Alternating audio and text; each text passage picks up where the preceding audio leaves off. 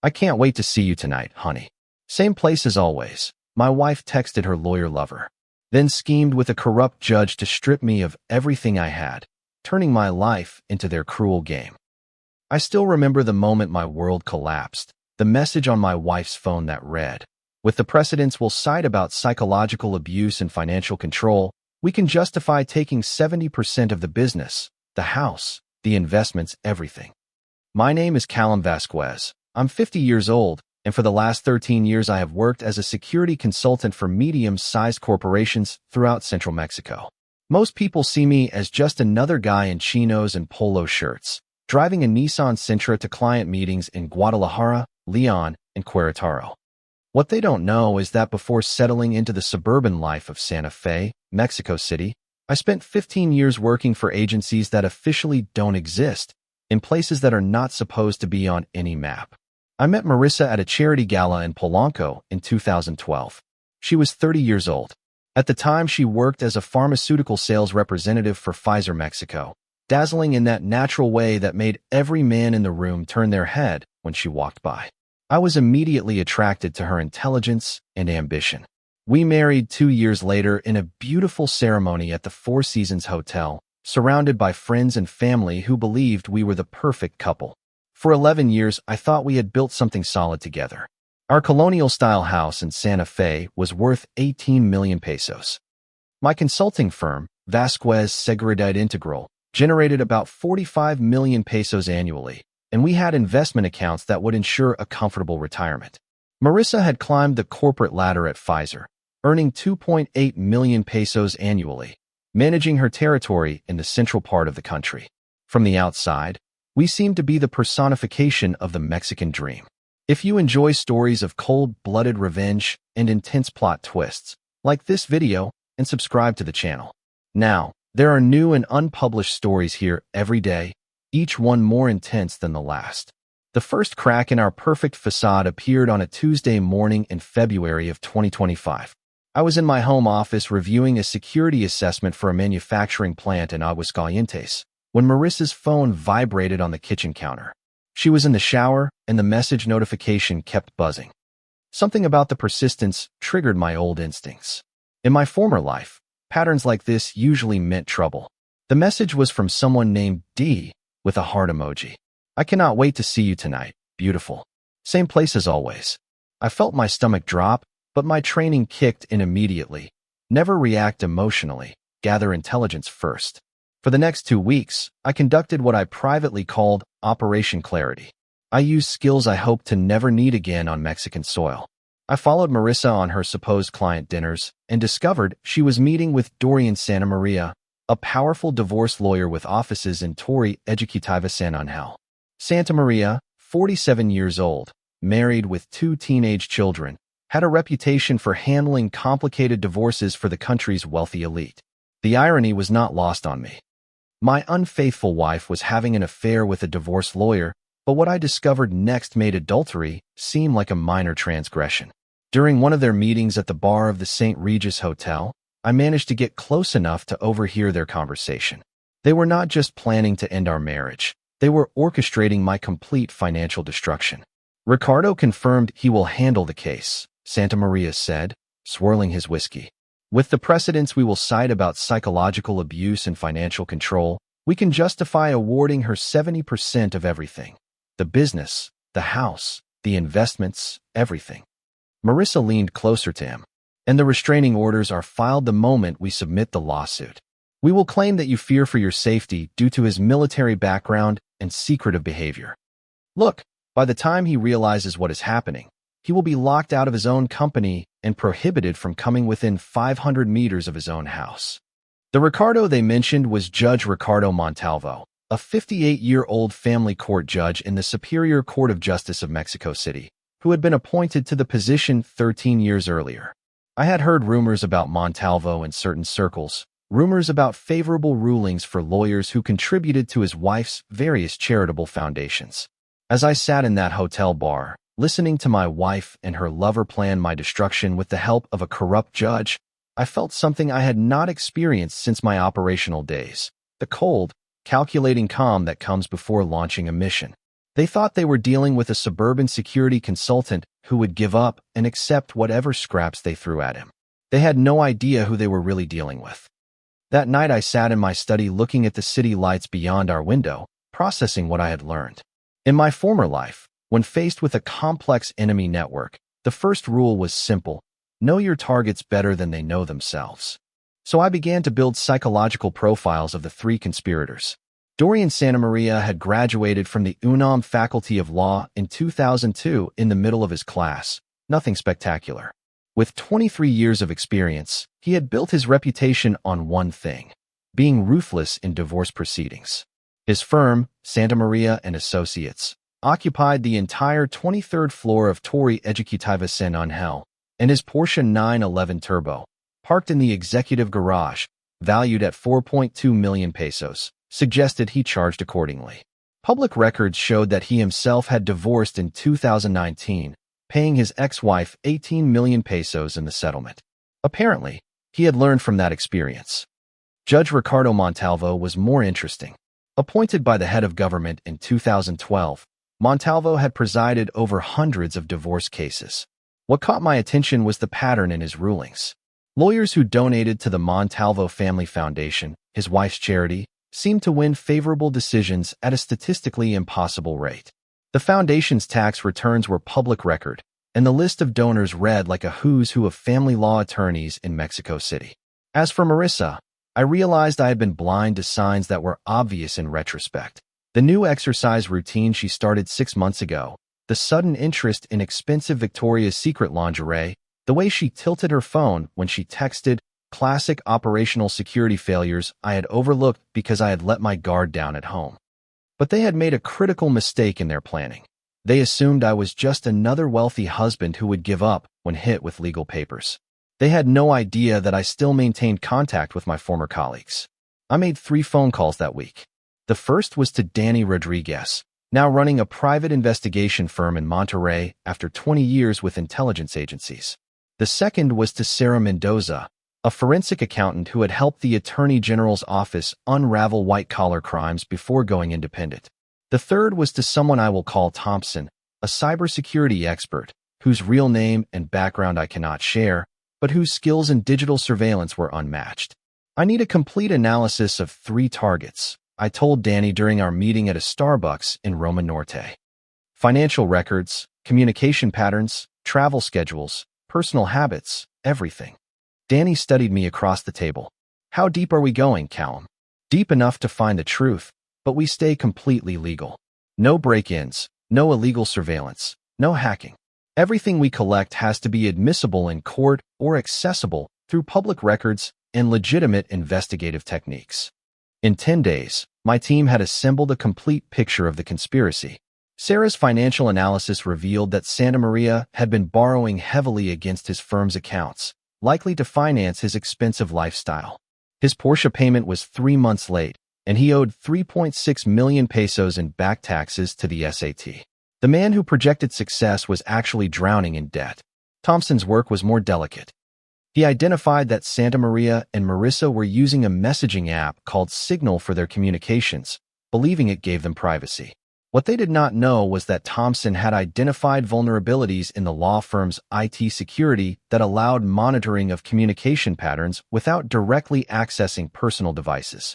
Judge Montalvo turned out to be the most corrupt of the 3.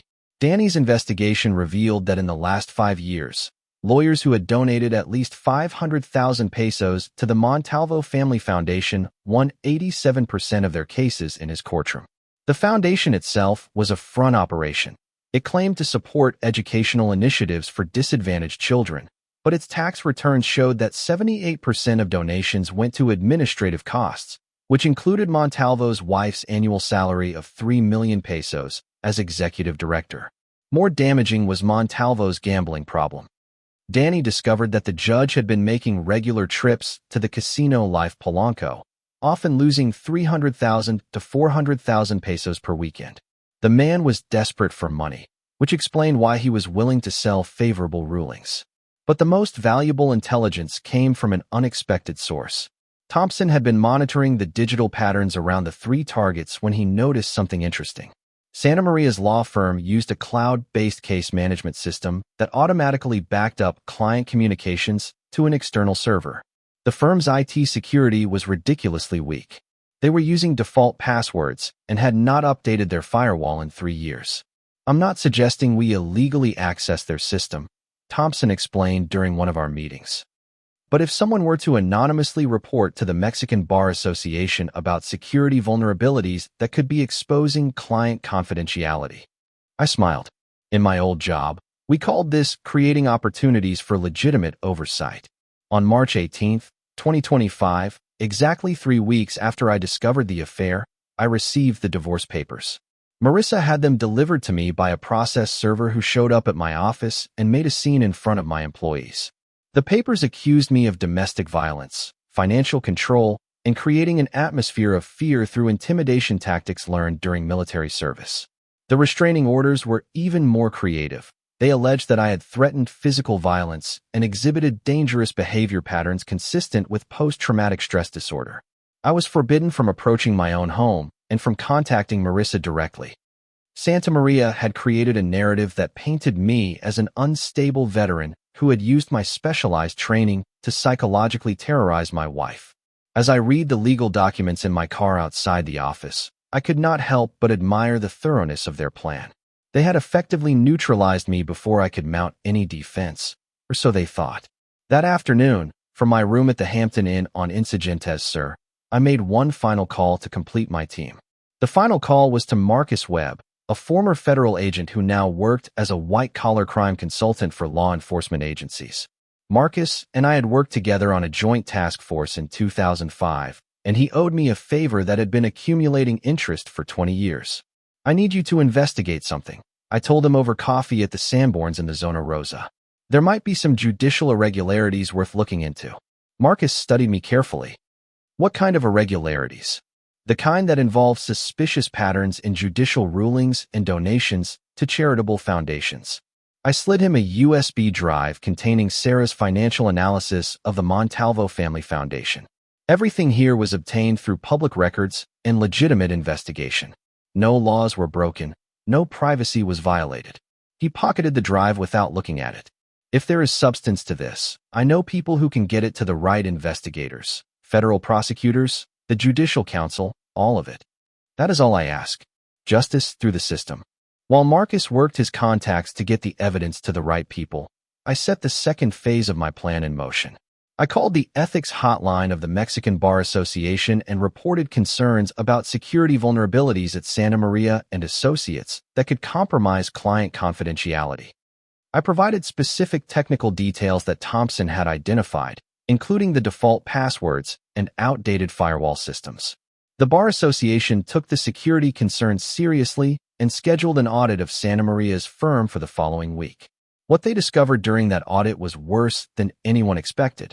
Not only were client communications stored on unsecure servers, but Santa Maria had been commingling client funds with his personal accounts to cover his gambling debts and Porsche payments. The man who planned to steal my assets had been stealing from his own clients for months. The third domino fell when the SAT received an anonymous tip about unreported income connected to the Montalvo Family Foundation. Someone had noticed the statistical impossibility of the success rates of certain lawyers in Montalvo's courtroom and had connected it to the foundation's donation patterns. That someone was me, but the evidence spoke for itself. Meanwhile, Marissa was living in our house, sleeping in our bed, probably with Santa Maria, believing she had successfully eliminated me from the equation. The restraining orders gave her a false sense of security. What she did not know was that Thompson had been monitoring publicly available digital signatures in the neighborhood, cell phone towers, public Wi-Fi networks, and other data that painted a picture of the comings and goings around our street. On April 15, 2025, everything began to unravel for them simultaneously. El Reforma published a front-page story about the federal investigation into judicial corruption in Mexico City.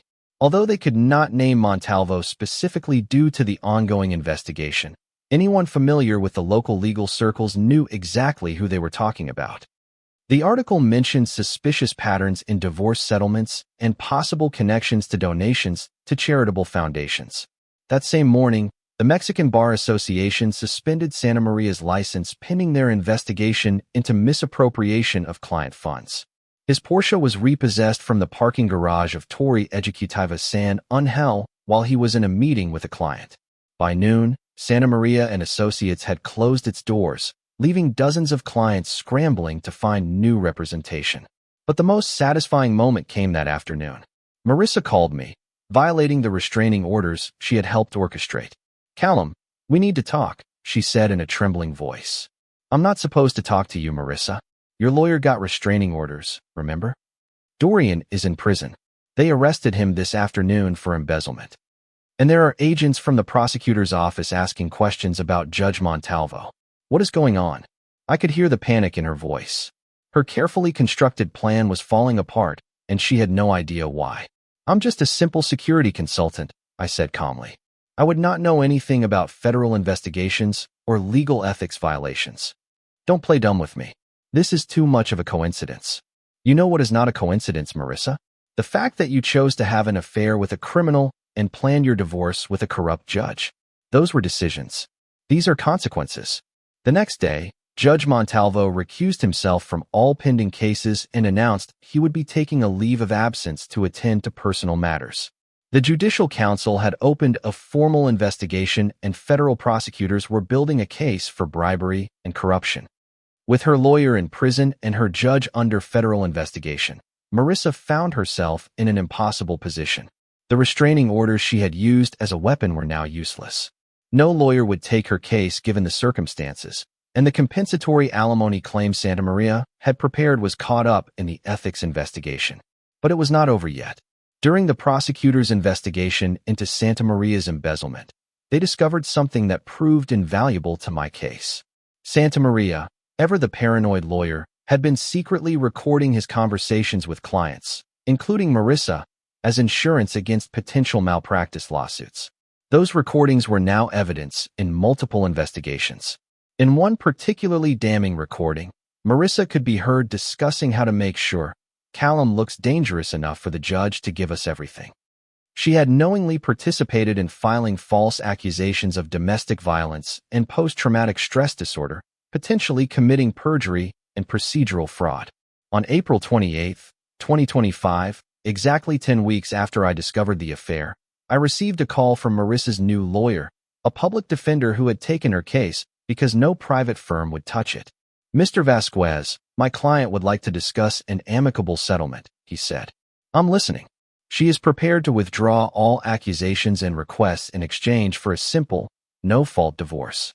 A 50-50 split of assets. No alimony, no restraining orders. I let the silence hang for a moment. "Tell your client that ship sailed when she decided to commit perjury and conspiracy with a criminal lawyer and a corrupt judge. I will see her in court, assuming she can find a judge who is not under federal investigation." The beautiful irony was that Marissa had created this situation herself. By choosing nuclear war instead of an honest conversation about our marriage, she had aligned herself with criminals and corruption.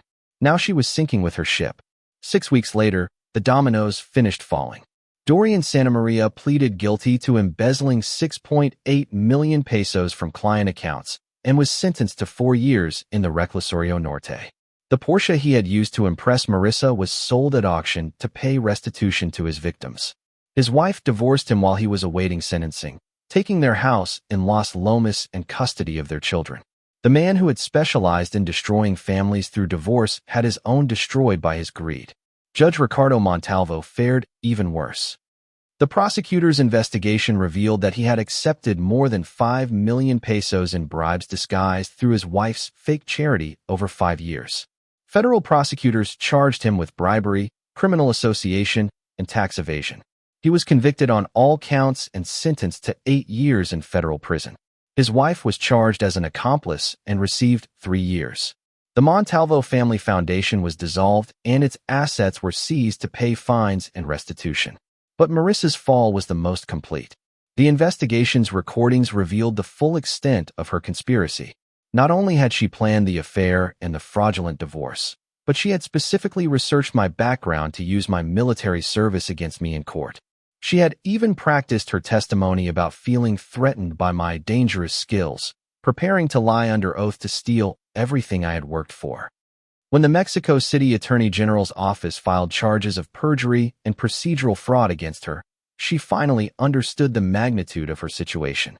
The pharmaceutical industry does not tolerate employees with criminal records, so Pfizer fired her immediately. With Santa Maria in prison and no money for a good defense lawyer, she was assigned the same public defender who had tried to negotiate the settlement. The divorce proceedings that were supposed to destroy me instead became a showcase of her crimes. With Santa Maria's recordings, Thompson's digital evidence, and Sarah's financial analysis, the new judge, a serious woman named Patricia Moreno, saw through Marissa's lies immediately. Mrs. Vasquez, Judge Moreno said during a hearing in late June of 2025, "The evidence clearly shows that you conspired with a criminal lawyer and a corrupt judge to defraud your husband through perjured testimony and false accusations. This court will not reward such behavior. In the end, I received 85% of our assets." Marissa was left with some personal belongings and a small settlement that was quickly consumed by her legal debts and the restitution she owed for her role in the conspiracy. The restraining orders that were supposed to keep me away from my own property were lifted when Judge Moreno reviewed the fabricated evidence on which they were based.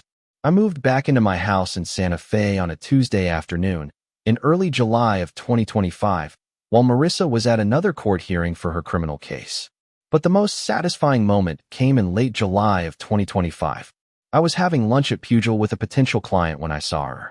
Marissa was working as a hostess at a chain restaurant in Interlomas, having lost her pharmaceutical career and exhausted the little money she had received on legal fees.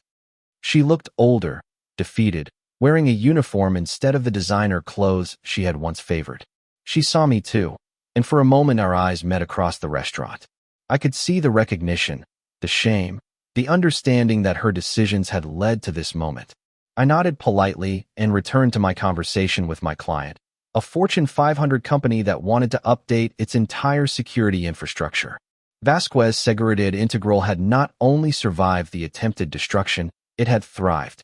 The publicity surrounding the case had actually brought me new clients who were impressed by how I had handled the situation. My income had increased by 40% since the divorce was finalized. In August of 2025, I received a letter from Marissa.